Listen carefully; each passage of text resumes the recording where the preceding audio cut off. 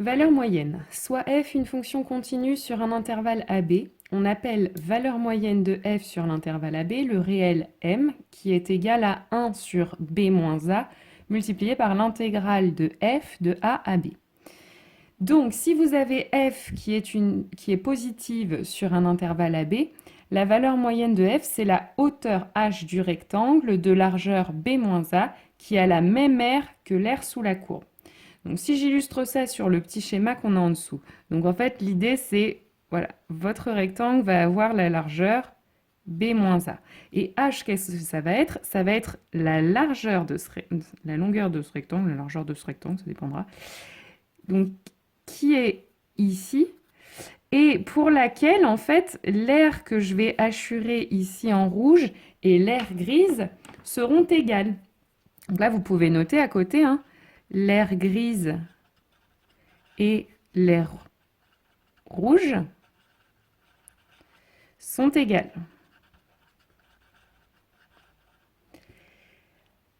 Alors, on va illustrer ça sur maintenant un exemple un petit peu concret, plus concret. Donc, si je calcule la valeur moyenne de la fonction f de x égale x au cube sur l'intervalle 1, 3. Donc, je vais calculer ce petit m, j'applique ma formule, donc 1 sur b moins a. Donc là, je suis sur l'intervalle 1, 3, donc b c'est 3, a c'est 1.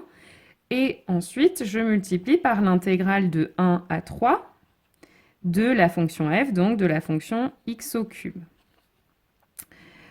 Donc 3 moins 1, 2, et je multiplie par l'intégrale de 1, je vais calculer l'intégrale de 1 à 3 de x au cube. Donc pour ça, je cherche une primitive, donc la primitive de x au cube, enfin une primitive, x4 sur 4, de 1 à 3.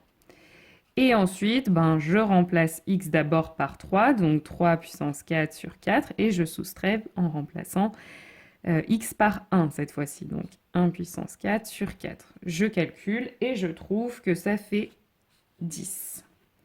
Voilà, donc maintenant on vous demande d'illustrer le résultat sur le graphique ci-dessous.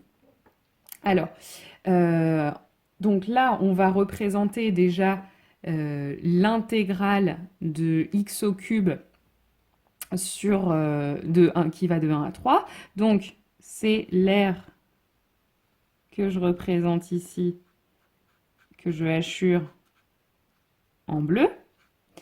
Et en fait, ce que nous dit ce fameux 10, ça nous dit que si je prends le rectangle de largeur 3 moins 1, donc qui est ici, et que je prends comme hauteur de ce rectangle 10, eh bien, l'aire que je vais hachurer en rouge est en fait égal à l'aire qui est hachurée en bleu. Donc pareil, vous pouvez noter l'aire en bleu est égal à l'aire en rouge. Donc voilà, ce qu'il faut vraiment que vous reteniez de cette valeur moyenne, c'est en fait c'est la hauteur du rectangle si l'aire qui est en bleu était également répartie partout.